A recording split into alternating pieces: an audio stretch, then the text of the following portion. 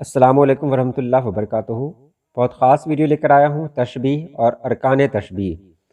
یہ بہت خاص ویڈیو ہوگی کیونکہ تشبیہ کے بارے میں جو بھی سوالات ہو سکتے ہیں میں کوشش کروں گا کہ ان سارے سوالوں کے جواب میں دے دوں۔ بہت آسان طریقے سے سمجھایا جائے گا آپ کو، تو چلیے ہم ویڈیو شروع کرتے ہیں۔ یہاں آپ دیکھیں، احمد شیر کی طرح بہادر ہے۔ جملے کو آپ پہلے دیکھیں گے، احمد شیر کی طرح بہادر ہے۔ میں نے ہر لفظ کو الگ الگ رنگ میں ڈالا ہے تاکہ آپ کو سمجھنے میں آسانی ہو۔ احمد لال رنگ میں ہے اور نیچے لال رنگ میں جو کچھ لکھا ہوا ہے وہ بھی آپ دیکھ رہے ہیں، مشبہ، جس چیز کو دوسری کی طرح قرار دیا جائے، یعنی کسی ایک چیز کو دوسری چیز کی طرح قرار دینا، اس کو کہتے ہیں مشبہ۔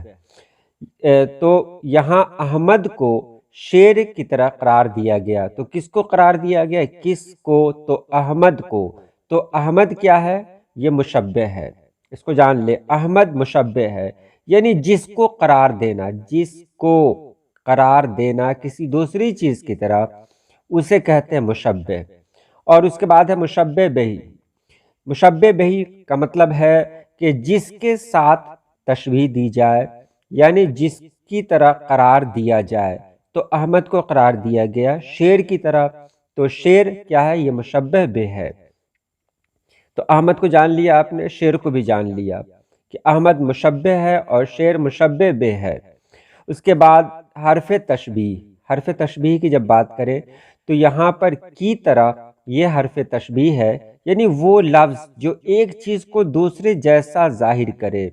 تو کی طرح، کے جیسے، کے مانند، یہ سبھی الفاظ جو ہیں یہ سب حرف تشبیہ میں آتے ہیں۔ حرف تشبیہ تشبیہ کی ایک شرط ہے۔ تو یہاں آپ نے دیکھ لیا کہ مشبہ، مشبہ بہی اور حرف تشبیہ۔ اس کے بعد ہے وجہ تشبیہ، یعنی وجہ کیا ہے؟ کون سی وجہ ہے کہ احمد کو کسی کی طرح قرار دیا جا رہا ہے؟ تو شیر کی طرح ہی کیوں قرار دیا جا رہا ہے؟ کہا جا سکتا ہے کہ احمد بکری کی طرح بہادر ہے، تو یہاں پر وجہ تشبیہ ہے اس کی بہادری، کیونکہ شیر کو بہادری کے روپ میں جانا جاتا ہے، تو وجہ تشبیہ ہے بہادری۔ تو یہاں احمد شیر کی طرح بہادر ہے، اس کا مطلب ہے کہ احمد بہت بہادر ہے، جس طرح شیر بہادر ہوتا ہے اسی طرح احمد بھی بہادر ہے۔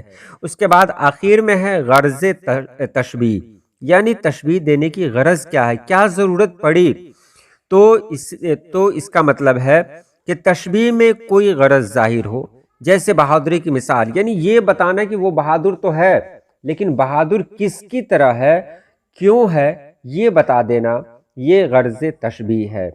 کہا جا سکتا تھا کہ احمد بیل کی طرح بہادر ہے لیکن بیل شیر کے سامنے ہار جاتا ہے، تو یہاں پر اگر کہیں اس کے بارے میں کچھ کہا جاتا تو مکمل نہیں ہوتا۔ تو یہاں شیر کی طرح بہادر ہے، تو غرض تشبیہ ہے کہ شیر سب سے بہادر ہوتا ہے، کسی سے نہیں ڈرتا ہے، شیر شکار کو بہت آسانی سے پکڑ لیتا ہے۔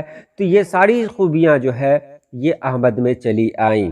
پھر سے ایک بار دیکھ لیں، احمد یہ مشبہ ہے، یعنی جس کی تشبیہ دی جائے، جس کی تشبیہ دی جائے اس کو مشبہ کہتے ہیں، اور جس سے تشبیہ دی جائے اس کو مشبہ بہی کہتے ہیں۔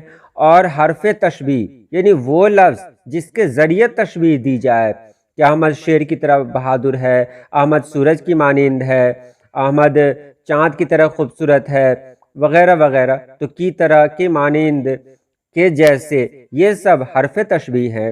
اس کے بعد وجہ تشبیہ کیا ہے، یعنی وجہ کیا ہے کہ احمد کو شیر کیوں کہا گیا؟ کیا احمد جنگلی ہے؟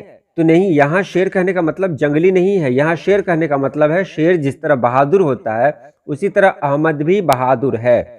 اس کے بعد ہے غرض تشبیہ، یعنی غرض کیا ہوئی، کیوں تشبیہ دی گئی؟ تو بہادری تو آپ نے دیکھ ہی لیا وجہ تشبیہ سے۔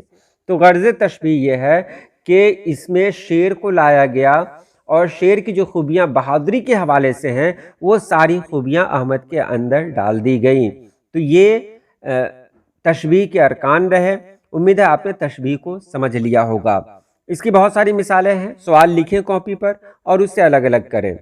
پھر میں آؤں گا ایک نئی ویڈیو کے ساتھ، میں استعارہ کے بارے میں اگلی ویڈیو لاؤں گا تاکہ میں مکمل طور سے اس کے بارے میں بھی بتا سکوں۔